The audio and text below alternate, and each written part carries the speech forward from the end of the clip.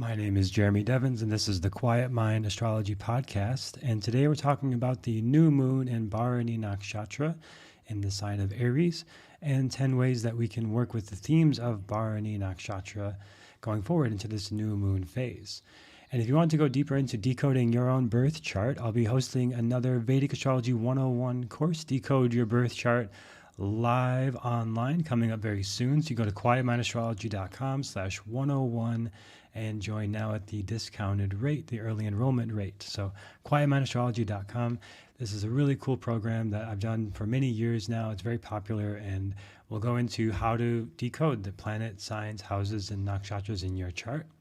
And if you don't already have your own birth chart in Vedic astrology, go to quietmindastrology.com to get that now. So let's look at what's going on with this new moon in Bharani. This is a big deal because it's really the end of the eclipse season now into the new moon post-eclipse season, and starting this new phase of the next 6 months for us until the next eclipse season. So this happens on Wednesday, May 8th, 2024, and it's within all these ongoing themes that we have right now. Like Jupiter is now in Taurus, bringing more stability and expansion, as I talked about recently on the Jupiter and Taurus episode. Definitely listen to that if you haven't. We have the stellium in Pisces, which is bringing more of this intuition and imagination into our lives that's happened recently. A lot of the Piscean themes of dream wisdom. So maybe you've had some really interesting dreams recently. And if you haven't, a little trick that you can do is to drink a lot of water before you go to bed.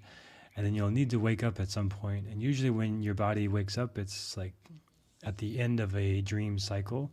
So you'll have that fresh in your mind, and you can write it down if you want to explore that. And often it's even the nonsensical dreams that are really worth exploring, because there might be some subconscious patterns that are trying to be revealed to you that you're not fully aware of in the conscious waking life. So it's definitely worth exploring. I've had a lot of personal growth through dream work. So this is a great way to work with the Pisces energy that's been very present recently. And also just in being more imaginative, more creative in your life. Saturn and Moon were just recently conjunct a few days ago, so that could bring some challenges and heaviness, even with the Jupiter and Taurus beginning, the sense of optimism and hope. Saturn and Moon, which happens every month, the conjunction, can bring a bit of heaviness, somberness, and needing to look more internal and slow things down a little bit. And Mercury retrograde and Gandanta shadow period has been going on. So we had the Mercury retrograde end already, but it's in that shadow period where it's retracing the part of the sky it was already in. So we're revisiting some things still, closing up some cycles, and maybe there are some things that are still unresolved that need to be resolved at this time that have been coming up over the last 6 weeks or so. And the Gandanta point of breaking through some sort of communication barriers or expression, some sort of learning barriers in your life that you need to untie this karmic knot, so now that you can free up energy more. And a really great way to work with this is just to say whatever you need to say. And sometimes, for example, you may have some resentment built up towards somebody in your life, and you feel unable to express that to them. So to have somebody, coach, therapist, friend, partner, that you can sort of release that and just say the things, and that can free up that energy now. The Mercury needs to express and communicate, and this can come through actual spoken word or through written word or typing it out. If you may have done this at some point of just writing a letter to somebody, and it's not necessarily bad or resentments only, it could be very positive as well. And a lot of times those are equally repressed, the positive gratitude and expression to others. So this is a great time over this next week or two to express something that has been unexpressed. And this could be something recent, something months ago, years ago, but to just voice it. Literally speaking it or typing it out is fine. And if you want to handwrite it and then maybe even rip up the letter afterwards, this can be a huge release of energy and untying the karmic knot that is here as Mercury moves forward from this Gandanta period that it has been in. And Uranus is about to move into Taurus, so that is a really big transit I'll talk about later on in future episodes. But Uranus takes a long time to transit. It's one of the outer planets and has more of a generational influence, and it's been in Aries now for several years. And we've seen a lot of more revolutionary kind of energies in the world and political landscapes. So as Uranus moves into Taurus, this is a totally shift of energy, which we'll talk about later. But on a personal level, Uranus brings what is unusual, unexpected, and change into our lives. And in Taurus, this can bring some unusual, unexpected changes into our finances, maybe finding unique, creative ways to earn income, and maybe also new ways to build more stability and security in your life, which Taurus also represents. Starting a new garden, finding new land, new property, new home, deepening connection in family. And this is very powerful for healing family lineage kind of trauma, ancestral trauma, things like this, doing deep personal work and therapeutic kind of work to heal family related issues, which is never ending. So Uranus here brings this revolutionary energy into family matters where you can do some really deep healing. This is coming up. We're on the precipice of that. It's going to be several years of that kind of work. So it's still coming, and it's also going to have a huge impact on the financial system of the world as well, which I've talked about a lot over the years, and restructuring financial systems in the world. So those are some ongoing themes, big picture. But let's zoom in now over the next lunar cycle. So new moon in Bharani in the sign of Aries. It is the second nakshatra, and it's the symbol of renewal. So it represents themes of birth, renewal, transformation, making the new moon here a powerful time for new beginnings in the Aries energy. But you add the Venus element of Bharani. The symbol of Bharani is the yoni, the female reproductive organ. So this is where we're born from, where life begins, where we go from spirit to matter, from unconscious to conscious human beings. It's a big transformational portal. So we're all in that energy right now of this new beginning, which is very fitting after the eclipse season, which is also often a big shift of energies, major decisions to be made, major shifts in life. And now on this new 6-month journey, starting with new moon in Bharani, to set intentions, to be clear of what we want to create going forward. There's a deity associated with every nakshatra of the 27 lunar mansions associated with the lunar cycle. And Yama, the lord of death, is the deity associated with Bharani nakshatra. So we have the symbol of the yoni of birth into new life, but it's ruled by Yama, the lord of death. So we have these symbols of life cycles, of transformation, of beginnings and endings. So this is a great time also to end something that is no longer serving you, no longer working, that needs to be let go and released. There's the Venus influence here, where every nakshatra is also ruled by a planet. So even though it's in Aries, which brings some of this Mars energy to begin things, to start things, the actual nakshatra of Bharani is ruled by Venus, which brings these energies of sensuality, passion, and a balance between our material and spiritual needs into our focus. Wonderful time for exploring sensuality, passion, sexual expression, things like this. Of course, the symbol of the yoni, so doing any sort of sexual healing kind of work, tantric kind of work. And this is a powerful time for doing that and having new beginnings in our lives and freeing up so much energy. And the sexual energy is the creative energy. It's the second chakra energy, where it also is our expression of creation in the world, like creating art or music or beautiful things in our home, interior design. It's also the ability to create human life, the actual creation of life. So, and there's making love that happens through sexual experiences. So there's this making of energy, this building, creating energy is very strong right now, and a very potential time, a very potent time with a lot of potential to create something new and express yourself. So the doing practices to move the sexual energy, sexual practices, Kundalini yoga as well can help with this. And second chakra kind of work, being near water, taking baths, these kind of things can also free up the flow of energy in the body. Drinking lots of water, of course, as well.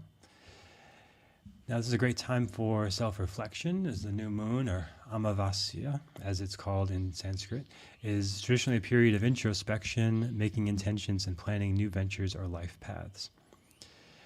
it's very powerful to take time on the day of the new moon to pause, reflect, set intentions. I personally love index cards, just writing a simple statement on an index card to have it visible throughout the new moon cycle and to stay connected to your intention. Through the full moon, where we get this sense of culmination and completion and fulfillment of some desires, to the ending, the waning moon, where we're letting go, releasing, creating space for the next new moon and the next new intention and cycle. There's potential for deep emotional healing at this time as well. This can bring up some deep-seated emotions or past traumas and bring about deep personal healing with the Bharani nakshatra energy. So again, doing some sort of healing work at this time, very favorable, especially in the realm of sexuality, like Kundalini yoga, tantric practices, things like this. But there may be also some ancestral stuff, as I mentioned before, with the bigger themes going on right now, and family stuff. There's always new layers of that. Always comes back to the family of origin and the early conditioning.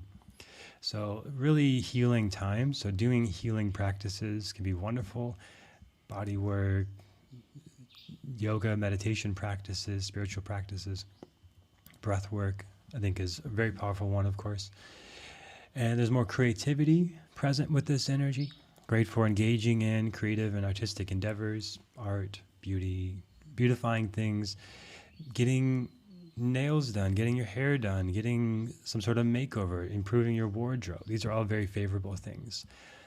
There's an element too with Venus around luxury and enjoyment and pleasure. So doing something nice for yourself around this time, getting a massage, going to a spa, getting a nice dinner, nice dessert, just enjoying life more.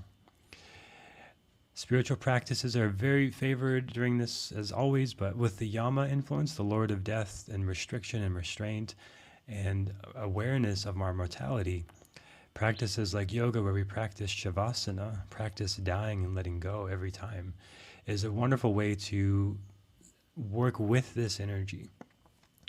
As always, I talk about how these energies arise and we can work with them, or they can kind of work against us. And they can express favorably or unfavorably. A lot of that will depend on your own birth chart and your own placements and dignity of Venus and Mars and things like that in your chart, or if you have strong Bharani in your chart. But we can always bring out the more positive expression of anything through our intention, through our actions. And yoga and meditation, among maybe more than anything else, help bring out the more auspicious effects, because they are purification practices, and they are essentially surrendering our ego's will and our ego's use of our time to this spiritual connection. And there's ideas that, like, whatever you do when you surrender, you connect to the source, whatever you want to call it, you give up your will for the source will or the God's will or whatever you call it, that pays back like 10 times what you invest into it. I don't like to think of it as this transaction necessarily, but if it helps you, and with the Venus energy around luxury and money and things like this, it may be helpful to think, so you invest 1 hour into your yoga practice, you're essentially protected for the next 10 hours, and more auspicious expressions of things will happen. You'll feel more support, things will flow more naturally. And this could be yoga, it could be whatever you are dedicated to, some sort of act of service. Your work could be an act of service and really pouring your heart and passion into it. But if this is helpful, there is certainly a law of reciprocity, a law of energy in the universe, like what you put out will come back to you no matter what. So if you're putting out this intentional, positive, healing energy, that's going to be reflected back to you in some form. It's going to come back to you. And if you put out whatever energy you put out, it's going to come back to you in some form. So using your energy intentionally during this new moon, as you're setting intentions and then putting things out into the universe, and things are going to come back over the next month, being intentional is very important, of course. And a great time for initiating change, of course, any new moon, especially with the Aries energy, anything involving transformation, health and healing as well, exercise programs, diets. These are all very favorable right now to improve and upgrade, as Aries is this ambitious, driven energy, And there's a lot of transformational energy with the yoni symbol, the Lord Yama associated with this, where these symbols and these energies are all sort of assigned to this because of the energetic sort of imprint of this time. If you just go back through history and when this happens, it's a transformational time. It's a time for new directions in our health and wellness, in our healing practices, in our healing path. So we can work with it and be intentional and bring out the positive of this. Great time to focus on reproductive health as well. Very obvious with the symbol of the yoni and the association with birth, and any activities are associated with reproductive health, vitality, especially supported. If you need some sort of checkups or healthcare related to reproductive health, this is a great time to do this. And doing things to support reproductive health, like one that I'm very mindful of, like keeping electronics away from my reproductive organs, because it's been shown for men in particular to reduce testosterone and reduce sperm count by having like your phone in your pocket all the time or your laptop on your lap all the time. So keeping the technology away from your reproductive organs is a great practice in general all the time, but to be more aware of now. And doing things to support reproductive health, like in your diet, eating more natural organic foods, and doing practices like yoga or physical exercise that help support blood flow and just healthy reproductive functions through the body. And embracing change, because this period reminds us to let go of past patterns and embrace the necessary changes that lead to growth and new opportunities. Yama, the Lord of Death, is saying, let this thing go. And it may be where Aries is in your birth chart, where it is in your chart and your planets there, or the transits that have happened over Aries recently, which there's been a lot. So the Sun, Mercury, Venus, all moving through Aries recently. Jupiter leaving Aries now, ending that year-long cycle of Jupiter in Aries, and the expansion and growth and all the possibilities of the past year, now coming into a more grounded sign of Taurus, where we can let go of some of the ideas we've had over the last year and some of the things we started, and now move into this more stable grounding time, which as we root down, we can rise up, we can expand out and branch out, just like the trees do in this new Jupiter and Taurus time coming up. But with this new moon in Bharani, is the time to pause and reflect on this, of what things have worked that you started that you want to continue, what things have not worked that you want to let go of. And if you want to continue on your own astrology path and learning more about yourself and your chart, decode your birth chart with me live on Zoom at quietmindastrology.com/101. And a cool thing I do for this 101 course is if you've taken it in the past, you don't have to pay for it again. So you come in again in the future as much as you'd like. So those of you who've purchased this in the past, you're welcome to join us live, and just send me an email, jeremy@quietmindastrology.com, and I'll make sure you're on the list so you can join us live for the next class. But quietmindastrology.com/101, if you haven't joined before, you get all the past classes as well. So huge bonuses there, huge value. You can check out those right away. Once you sign up, you get access to the past classes and you can start learning. But then you can join us live on the workshop, get your questions answered. We'll look at your chart. We'll look at any questions that you have about it, what it means when you have your sun here, your moon there, Jupiter there, this aspect, this conjunction. And we'll look at planet signs, houses, and nakshatras. So really cool stuff. And this is a great starting point if you want to go deeper into just understanding yourself and how to thrive in your health, wealth, relationships, and purpose. It's probably the most empowering thing that I've ever done, is learning my own birth chart, that and becoming a yoga teacher for myself. Those have been just huge pivotal points in my life. So I love getting to share this and making it easy to learn. So quietmindastrology.com/101, and you can join us live coming up very soon. And thank you for listening to the Quiet Mind Astrology podcast. If you enjoyed it, share it with a friend, leave a rating and review on Spotify and Apple, and look forward to sharing more with you next time.